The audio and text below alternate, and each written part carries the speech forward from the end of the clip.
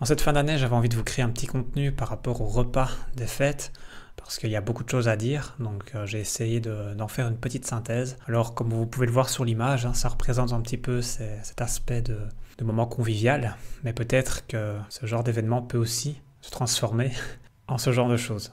C'est ce qu'on va essayer d'éviter évidemment, hein, c'est tous les problèmes digestifs. Déjà quand on parle de repas de fin d'année, on pense souvent à la détox, à faire des régimes avant, après, pour essayer de compenser les choses. C'est pas forcément une bonne chose et on va le voir ici. Donc déjà en hiver, c'est pas vraiment le bon moment pour faire une détox, on va dire pure et dure, en suivant une cure précise ou en faisant un régime restrictif. D'une part parce qu'en hiver déjà on a moins d'énergie, c'est comme la nature, hein, c'est normal, c'est physiologique, on a plus envie de ralentir, de faire moins de choses, c'est comme ça. Mais le problème c'est que si vous faites une cure détox à ce moment-là, votre corps ne va pas pouvoir subir ce choc. C'est-à-dire que pendant la cure, en fait, on va remettre en circulation les toxines. Tout ce qui est stocké, tout ce qui est mis, on va dire, en veille, va être remis en circulation dans le sang, dans la lymphe. Mais si le corps n'est pas prêt à y faire face, pour les évacuer via les différents émonctoires, comme les reins ou les poumons ou la peau, ça va poser problème, parce que ça va revenir dans le foie, et lui, en fait, va de nouveau devoir retraiter tout ça, et ça risque de faire beaucoup d'un coup. D'autant plus qu'en hiver, l'immunité, notre système immunitaire est déjà sursollicité, même si on ne s'en rend pas compte, même si on n'est pas malade. Il faut savoir qu'il travaille constamment pour nous défendre de toutes les infections que l'on croise au quotidien. Et il y en a plus par temps froid, donc automatiquement notre système immunitaire est beaucoup plus sollicité. Donc ça va évidemment nous prendre une part d'énergie, ce qui fait que déjà à la base on a moins d'énergie en hiver qu'en été. Par rapport aux cures détox, le meilleur moment c'est à l'entrée de l'automne ou à l'entrée du printemps par exemple. À ce moment-là, ça peut être physiologiquement intéressant de faire une petite cure détox, mais encore une fois, ça va vraiment dépendre de votre mode de vie en général. Si tout le reste de l'année, vous mangez déjà correctement, vous faites du sport régulièrement, vous avez un bon sommeil, une bonne digestion et vous n'êtes pas souvent malade, il n'y a peut-être pas besoin de faire une détox supplémentaire parce que l'organisme déjà se détoxifie bien au quotidien, ce qui est évidemment l'idéal. Par contre, si on fait un peu n'importe quoi toute l'année et que de temps en temps on fait des cures détox pour essayer de rattraper le coup, c'est peut-être mieux que rien de les faire, mais il faut les faire au bon moment et dans un bon environnement. Parce que si vous avez une perméabilité intestinale, comme c'est le cas chez beaucoup de personnes aujourd'hui, ça ne va pas fonctionner correctement non plus, ça va même vous créer d'autres problèmes qui étaient mis en veille. Donc encore une fois, ça dépend des cas. D'autant plus que si vous faites du sport régulièrement, vous avez développé plus de mitochondries, plus de cellules énergétiques, ce qui veut dire que plus vous avez des mitochondries développées, donc ce sont des mini-centrales énergétiques qui vont faciliter la conversion des calories en énergie, plutôt qu'en stockage sous forme de graisse. Donc déjà, quelqu'un qui fait du sport régulièrement aura beaucoup moins de soucis lors des repas de fête, puisque le corps va pouvoir y faire face plus facilement, tout simplement, et on va très vite revenir dans les bonnes habitudes. Concernant les repas de fête, on a différents types de problèmes qui peuvent se manifester. Bien entendu, on a des repas copieux qui vont durer plusieurs heures, donc le système digestif va beaucoup travailler. On va avoir des excès d'aliments parce que généralement on va manger plus que d'habitude. On va avoir des mélanges en tout genre, du sucré, du salé, différents types de graisse, de l'alcool, du salé, etc. On va avoir beaucoup de mélanges, donc ça va faire beaucoup de choses à traiter pour notre corps. Tous ces excès vont évidemment perturber la digestion et ça va surutiliser tout ce que l'on crée de manière générale avec les enzymes, l'insuline, etc. Et c'est aussi le foie et les émonctoires qui vont être un petit peu peut-être surchargés à ce moment-là. Et donc ça va demander beaucoup de travail et beaucoup d'énergie aussi, ce qui fait que c'est normal, on va ressentir plus facilement de la fatigue à ces moments-là. D'autant plus qu'on va être évidemment plus sédentaire, on va rester assis parfois des journées entières, parfois le midi et le soir d'affilée. Donc pendant ce moment-là, on ne s'aère pas, on ne bouge pas, on va stagner au niveau de la circulation sanguine et lymphatique, ce qui n'est pas bon évidemment, et ce qui va faire en sorte que voilà, on va se sentir lourd et encrassé. En plus, on va être dans un environnement plutôt stimulant, il va y avoir du bruit, de l'animation et du stress. Même si on ne se sent pas stressé, on va quand même l'être par rapport à tout cet environnement plutôt dynamisant. Alors on peut aussi ressentir de la fatigue, du brouillard mental après ces repas. On va aussi certainement avoir un problème de sommeil qui ne sera pas réparateur puisqu'on va manger beaucoup, on va manger plus tard et on n'aura peut-être pas totalement digéré tout ça avant d'aller dormir. D'autant plus que c'est la nuit que le corps peut se nettoyer, se réparer au maximum, mais là, il n'aura peut-être pas l'opportunité de le faire. Donc le foie va vraiment être surchargé à ce moment-là. Et certaines personnes vont peut-être enchaîner entre Noël et Nouvel An au niveau des excès en se disant c'est la période, on se lâche, on se fait plaisir. Et donc pendant une semaine ou deux, on va faire beaucoup d'écarts, beaucoup d'excès. Et c'est vraiment l'enchaînement qui risque vraiment de poser des problèmes sur votre état. C'est pour moi intéressant de réussir à faire des petites pauses entre, de relâcher un peu les excès, de revenir à quelque chose de plus léger. et surtout d'intégrer du mouvement et si possible de l'activité physique pour vraiment compenser au plus vite et revenir à un rythme le plus normal possible. Qu'est-ce que je pourrais vous conseiller de faire avant les fêtes? Déjà, de vous hydrater suffisamment. Bon, ça, c'est pas une révolution, mais c'est quelque chose qui peut être bon de rappeler. Souvent, on ne boit pas assez, surtout pas assez d'eau. Donc, n'hésitez pas à vous hydrater suffisamment avant, mais aussi pendant et après. On va évidemment opter un maximum pour des aliments riches en antioxydants, donc des petits fruits rouges, peu sucrés, des légumes colorés, des épices antioxydantes, comme du gingembre ou du curcuma. Si déjà vous êtes fatigué, ça va poser problème. Déjà, votre foie va commencer avec un petit handicap. Donc, si vous voulez le soutenir, il existe aujourd'hui plein de solutions avec des nutriments, de la phytothérapie, de l'aromathérapie, et j'en passe. Mais rien que pour le foie, il faudrait déjà avoir suffisamment de vitamines A, B, C, D, E, ainsi que du magnésium, du zinc, du sélénium, de la glutamine, du fer, de la coenzyme Q10, du NAC, glutathion, de l'acide alpha-lipoïque, des polyphénols que l'on retrouve dans les végétaux bio, de la bétaïne, du curcuma, du romarin, du chardon-marie, de l'artichaut, du radis noir, du pissenlit, de la reine des prés, etc. Tous ces éléments-là vont aider votre foie à bien fonctionner. En parallèle, il serait intéressant, avant ces excès de fête, de diminuer déjà des aliments transformés, trop sucrés, des fast-foods. Voilà, toutes les choses évidemment que vous savez qui ne sont pas bonnes pour votre santé, autant les diminuer avant les excès de fête parce que voilà, c'est pour vraiment éviter la surcharge exagérée. Et si vous êtes fatigué, il y a de fortes chances que vous soyez également en dysbiose, en inflammation. Donc là aussi, c'est quelque chose à vérifier pour éviter d'aggraver votre situation. Vous pouvez aussi, avec des petites actions simples, préparer votre terrain. Par exemple, un demi-jus de citron dans un verre d'eau le matin, à jeun, ou une cuillère à soupe de vinaigre de cidre bio dans une bouteille d'eau non plastique. Ça va vraiment permettre d'apporter un peu d'alcalinisation à votre organisme, ce qui va favoriser la détox naturelle. Ça va vraiment vous mettre déjà dans un état positif avant de faire ces écarts qui seront plutôt acidifiants. Donc de base, notre corps se détoxifie tous les jours, toutes les nuits. C'est quelque chose de normal. C'est pour ça que quand je dis qu'on a déjà des bonnes habitudes 80% du temps, il n'y a pas besoin forcément d'aller vers une détox pure et dure, puisque le corps le fait correctement le reste du temps. Mais encore une fois, ça va vraiment aussi dépendre de beaucoup de choses. De votre exposition à la pollution, mais aussi peut-être à vos contrariétés émotionnelles. Si vous êtes stressé, en colère, ça va ralentir forcément la partie détoxification naturelle. Et si le foie est un peu bloqué, ou que la vésicule biliaire est encombrée, ça va clairement limiter les sécrétions de la bile. Et tout ça, ça va ralentir votre digestion et ça va l'impacter du début à la fin. Donc clairement, faites attention à ça. C'est pour ça, dans certains cas, il peut être utile de se complémenter avec certains éléments qui vont pouvoir soutenir un peu votre fonctionnement. Alors pendant les repas de fête, qu'est-ce qu'on peut faire aussi? On peut éventuellement appliquer le jeûne intermittent.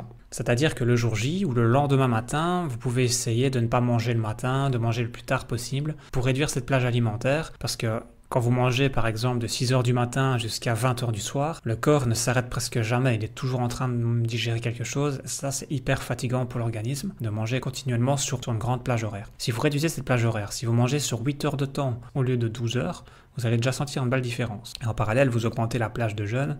Pendant ce temps-là, le corps il peut se réparer, se nettoyer et faire ce qu'il a à faire et vous allez ressentir en fait que vous avez beaucoup plus d'énergie qui réapparaît à ce moment-là. Maintenant, si vous n'avez pas l'habitude de jeûner en intermittence, ne vous forcez pas forcément du jour au lendemain. Ça pourrait ne pas bien se passer, surtout si vous avez une habitude de manger sucré le matin, vous risquez de tomber en hypoglycémie assez vite. Écoutez-vous avant tout évidemment, hein, chaque cas est différent. Ce que vous pouvez aussi faire, c'est vous lever un peu plus tard le matin ce jour-là. Si vous savez que vous allez manger riche le midi ou le soir, vous vous levez un peu plus tard, vous essayez de manger le plus tard possible le matin ou de sauter ce repas pour arriver à midi. Si vous avez peur d'arriver au repas en question avec un trop grand appétit et que vous risquez de perdre le contrôle en mangeant trop, pas de panique, alors mangez un petit peu avant ce repas-là, mangez un fruit ou deux, ça va vous caler, mais ça sera quand même très léger et très digeste et ça vous permettra aussi d'amener un petit peu d'antioxydants naturels. Bien sûr, ces jours-là, on va un petit peu se faire plaisir, on va toucher un peu à tout, c'est normal, il n'y a pas de stress de ce côté-là, on va pas trop se prendre la tête. Simplement, pour les personnes qui veulent essayer de faire le meilleur choix possible, alors je peux vous conseiller de limiter un maximum tout ce qui est sauce, pain, toast, chips, parce que ça c'est vraiment des sources de calories assez faciles à prendre, mais qui sont pauvres en nutriments, donc ça ne va pas vous apporter grand chose d'intéressant, ça va vous rassasier plus vite que nécessaire, et peut-être que vous n'aurez plus de place pour manger les vrais aliments, qui eux ont de l'intérêt au niveau nutritionnel. Donc mettez plutôt le focus sur les légumes, les crudités, les protéines, les bons gras. Au niveau des boissons, je dirais essayer d'avoir toujours un verre d'eau plate à disposition, Ne buvez pas trop en mangeant parce que ça va diluer les enzymes digestives. Donc ça aussi c'est quelque chose de connu, mais beaucoup ne le pratiquent pas. Mais quand on s'écoute un minimum, on se rend compte que c'est quand même plus confortable de digérer quand on ne boit pas trop pendant les repas. En tout cas, buvez par petites gorgées. Il vaut mieux boire fréquemment des petites gorgées plutôt que de boire un verre tout d'un coup comme ça. Idéalement, il faudra alors limiter les sucres, l'alcool, les sodas, les jus de fruits, parce que ça va rapidement surcharger le foie et augmenter l'apport calorique très rapidement aussi. Si vous faites partie des personnes qui essaient d'éviter l'alcool, vous pouvez toujours vous tourner vers du kéfir ou du kombucha. Ce sont des petites limonades naturelles qui sont très intéressantes, notamment pour le microbiote. Alors, osez dire non merci. Souvent, on ne se pose pas trop de questions, on fait comme tout le monde, on n'ose pas dire non, on n'ose pas être le seul à dire non. J'ai connu ça personnellement. Mais voilà, si vous savez que vous n'avez pas besoin de boire de l'alcool pour passer un bon moment, ne vous forcez pas à boire de l'alcool, vous savez que c'est de toute façon négatif pour votre santé. Vous pouvez tout à fait aussi dire que vous avez une séance de sport prévue le lendemain, que vous voulez essayer d'être au mieux de votre forme. Vous pouvez de toute façon argumenter comme vous le souhaitez de ce côté-là. Non, si la personne en face de vous ne comprend pas, vous pouvez tout simplement lui dire, mais si tu veux vraiment me faire plaisir, ne me force pas à faire quelque chose que je n'ai pas envie. Ce qu'on peut remarquer, c'est que parfois, quand on ose dire non, il y a une autre personne qui va nous suivre, parce qu'elle n'osait pas dire non en pensant être la seule. Le but, c'est de vous écouter et de faire ce que vous avez envie. Moi, personnellement, j'ai jamais été très fan d'alcool, j'ai commencé à en boire très tard, et j'ai longtemps refusé, même si on se moquait de moi en famille ou quoi, parce qu'au fond de moi, je voyais pas l'intérêt, en fait. Je trouvais ça inutile et même pas très bon. Ça ne m'a jamais trop attiré en fait. Maintenant voilà, en général j'accepte un verre mais je m'arrête là. Ça me suffit en fait. Et encore, il y a des jours où je refuse complètement parce que je sais que ça va me mettre dans un état qui ne sera pas bon. Et c'est là que je me rends compte que le reste du temps, j'ai beaucoup d'énergie en fait, ce qui me permet de faire du sport, de travailler la journée, de travailler sur mes projets en soirée. Chose que je ne peux pas faire si je bois un verre ou deux d'alcool. Je vais tout de suite me sentir fatigué, avec un brouillard mental. Et ça va parfois durer 2-3 jours. Donc je préfère vraiment éviter ça et rester au top de mon énergie, quoi. Donc l'objectif, c'est de rester aligné avec qui vous êtes, avec ce que vous pensez et avec ce que vous faites. Il faut vraiment essayer d'être en accord avec ça, peu importe les avis extérieurs. Parce qu'après tout, on dit toujours bonne année et surtout bonne santé, mais concrètement, la plupart des gens ne font pas attention à ça. Parce qu'ils vont continuer à mal manger, à boire de l'alcool régulièrement, à se faire plaisir, à profiter de la vie, comme on dit. Mais c'est un paradoxe quand on y pense, parce que les problèmes de santé ne tombent pas du ciel par hasard. En général, il y a toujours une cause. Alors certes, ce n'est pas toujours lié à l'alimentation, ça peut aussi provenir de problèmes génétiques ou autres. Moi, je pars du principe que autant limiter un maximum les risques, avec ce que l'on peut faire au quotidien. Donc voilà, ce qu'il faut retenir, c'est que vous pouvez bien entendu vous faire plaisir. On ne va pas commencer à se restreindre et à stresser au niveau mental. Mais voilà, ne tombez pas idéalement dans l'excès. Revenez à vous, essayez d'être conscient de ce que vous mangez, de ce que vous ressentez au niveau digestif. Parce que quand on est dans l'ambiance, qu'on discute, qu'on échange, on oublie souvent de s'écouter et on mange, on se pose pas de questions et c'est parfois 2 heures après qu'on prend conscience qu'au niveau du ventre ça va pas trop et qu'on a un peu exagéré. Donc essayez vraiment d'être conscient quand vous mangez, quand vous buvez. Et l'astuce, c'est de boire moins vite son verre, c'est de manger moins vite, de prendre le temps et déjà en prenant le temps surtout de mastiquer pour prédigérer déjà au niveau de la salive. Ça va déjà beaucoup aider pour la suite, parce que n'oubliez pas que l'estomac n'a pas de dents, donc tout ce qui est mal mâché va déjà être problématique au niveau de l'estomac, et peut-être après au niveau de l'intestin. Donc voilà, c'est des réactions en chaîne que l'on peut éviter facilement. Ensuite, si vous avez l'opportunité de bouger, même si c'est pour vous lever, marcher quelques mètres, c'est déjà bien, mieux que rien. Parce qu'on a souvent tendance à rester assis pendant 8 heures sur une chaise sans bouger. Mais personnellement, je trouve que ça ralentit la digestion, ça paralyse un peu tout. Et surtout, n'hésitez pas à vous aérer, à prendre l'air, c'est toujours intéressant aussi. Alors s'il y a des compléments alimentaires que vous prenez d'habitude, pensez quand même à les prendre aussi à ce moment-là. Ce sera d'autant plus important pour soutenir un peu tous ces besoins. Si vous ne savez pas trop quoi prendre à ce moment-là, n'hésitez pas à me contacter parce qu'il y a beaucoup de choses aujourd'hui qu'on peut faire pour soulager tous ces excès, tous ces écarts qu'on peut avoir ces jours-là. Alors le lendemain des fêtes, qu'est-ce qu'on pourrait faire? Déjà, commencez par manger uniquement quand vous avez faim. Ne vous forcez pas à manger tout de suite sans même avoir faim en fait. Ça ne serait pas une bonne idée. Ensuite, quand vous avez faim, vous mangez, mais essayez de manger sainement, des choses légères, faciles à digérer. On va essayer de se limiter quand même dans les choses qui ont été en excès la veille. Donc tout ce qui est sucre, féculents, produits transformés, produits salés. On va vraiment mettre l'accent sur des choses saines, des fruits, des légumes. Même au niveau des fruits, on va essayer de ne pas exagérer pour vraiment laisser le foie faire son travail de nettoyage. Mais on peut tout à fait faire des smoothies, des jus de légumes, très pauvre en sucre évidemment. Pour le reste, ça va dépendre de vos habitudes. Si vous savez que vous ne mangez pas très bien le reste du temps, essayez au moins le lendemain des fêtes de faire attention aux sucres raffinés, aux édulcorants, aux sodas, aux produits laitiers pasteurisés, aux produits trop salés, aux alcools, au chocolat. Essayez de mettre ça un peu de côté, au moins le lendemain des excès, pour essayer de ne pas aggraver les choses. J+2, on peut reprendre progressivement ses habitudes, idéalement les bonnes habitudes, si vous en avez déjà. En tous les cas, il est inutile de forcer les choses plusieurs jours. Reprenez vos habitudes le plus vite possible. Juste écoutez-vous par rapport aux quantités et essayez d'aller vers une alimentation santé progressivement le plus possible selon là où vous en êtes actuellement. Donc on va vraiment essayer de se tourner vers des graisses naturelles, des légumes de saison bio ou équivalents, des nutriments bons pour votre microbiote, donc de la fermentation, choucroute, yaourt ou lait de coco, kombucha, kéfir, etc. Voire des probiotiques en complément. On va aussi éviter d'avoir des fruits en excès et on va plutôt viser les fruits pauvres en sucre, donc avec un indice glycémique plutôt bas, voire moyen, comme les fruits des bois surgelés ou le citron ou la pomme par exemple. Pour les légumes, on va les consommer crus ou en cuisson douce par exemple. On va continuer à manger des protéines de qualité, viande, poisson, œufs. On va quotidiennement consommer un peu de vinaigre de cidre biologique, des herbes, des épices, des aromates, des condiments naturels, cornichons, moutarde biologique, tartare d'algues, pourquoi pas les petits oignons en bocaux aussi, c'est intéressant, de l'ail mariné en bocal aussi, toute la famille des oléagineux, des noix, des graines et éventuellement des champignons pour ceux qui aiment. Donc c'est un gros résumé, mais voilà un petit peu des choses concrètes en fait qui vont vous nourrir, tout simplement. Des aliments bruts de qualité, peu transformés ou alors transformés vous-même dans votre cuisine. Petit plus pour soutenir la détoxification naturelle, on va pouvoir se faire des petits jus de légumes à base de carottes, betteraves, radis noirs, gingembre, curcuma et un filet d'huile pour absorber tous les éléments liposolubles. On peut aussi, pourquoi pas, se faire un petit sauna, hammam ou un massage lymphatique, mais aussi l'exercice physique, ainsi qu'un sommeil suffisant et de qualité, et bien entendu répondre aux carences nutritionnelles avec des compléments de qualité adaptés à votre situation. Si vous êtes encore dans le doute, est-ce que vous devez faire une cure détox ou pas?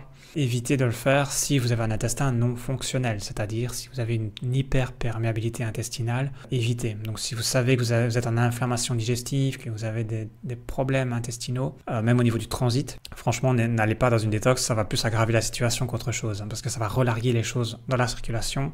Et si votre intestin laisse passer des choses toxiques dans le sang, vous allez vers d'autres problèmes. Donc vraiment, il faut d'abord réparer cet intestin pour ensuite pouvoir évacuer les choses correctement. Également, comme j'ai déjà mentionné, si vous êtes en épuisement, vous êtes régulièrement fatigué, que vous ne savez pas passer une journée sans vous boire 3-4 cafés ou soda énergisants, n'allez pas vers une détox non plus, ça va pas vous faire du bien d'aller d'un excès à un autre en fait. Votre corps n'est pas prêt pour ça. Donc il y a toujours des choses à faire avant d'aller vers ça. Alors voilà, concernant les complémentations, bien sûr, je ne veux pas ici vous dire ce que vous devez prendre ou pas prendre. Maintenant, je vous ai mis une liste d'éléments qui pourraient être intéressants, notamment quelques noms de laboratoires qui proposent des produits intéressants aussi. Ce que je peux déjà vous recommander, si ça vous intéresse, c'est de télécharger la fiche de compléments que j'ai mis à disposition sur mon site web, www.alainbeureux.be. Vous y retrouverez les meilleurs laboratoires avec lesquels je collabore actuellement, ainsi que les réductions qui vous seront proposées. Maintenant, pour savoir ce que vous devez prendre ou pas prendre dans votre cas, le mieux c'est de réserver une consultation avec moi-même. Ça se fait en ligne, vous pouvez même réserver une consultation de 30 minutes, ça devrait suffire pour ce genre de choses. Et ça permettra vraiment d'avoir un conseil personnalisé pour votre situation. Parce qu'il y a beaucoup de choses aujourd'hui, beaucoup de produits, beaucoup de possibilités, mais c'est pas pour ça qu'on va aller dans tous les sens et prendre 50 compléments en même temps. Et donc pour résumer, je vous dirais de ne pas trop vous focaliser sur la détox drastique, ni sur les régimes restrictifs qui vont vous faire manger de la salade ou des potages pendant une semaine. C'est pas forcément la solution parce que vous risquez de vous affaiblir, de générer des carences et au final de dérégler votre système hormonal aussi. Votre corps a besoin de certains éléments malgré tout. Pour préserver une bonne santé, c'est une affaire d'équilibre. On peut manger un peu de tout avec parcimonie, mais le mieux c'est de respecter un rapport 80-20, donc 80% du temps vous faites attention à ce que vous mangez. Vous mangez sainement, vous faites du sport, vous dormez bien, vous digérez bien. Et 20% du temps, vous autorisez quelques petits écarts de manière occasionnelle. Mais vous en profitez quand même. Donc voilà, je vous invite à lister vos résolutions pour 2025 pour voir s'il y a des choses que vous souhaiteriez corriger par rapport à votre santé. Et si vous souhaitez les partager, n'hésitez pas à l'indiquer en commentaire. Mais le plus important, au-delà des résolutions, ce sont les actions que vous allez mettre en place pour y parvenir. Alors voilà, je vous souhaite de bonnes fêtes de fin d'année et surtout une bonne année riche en énergie et en santé. À bientôt.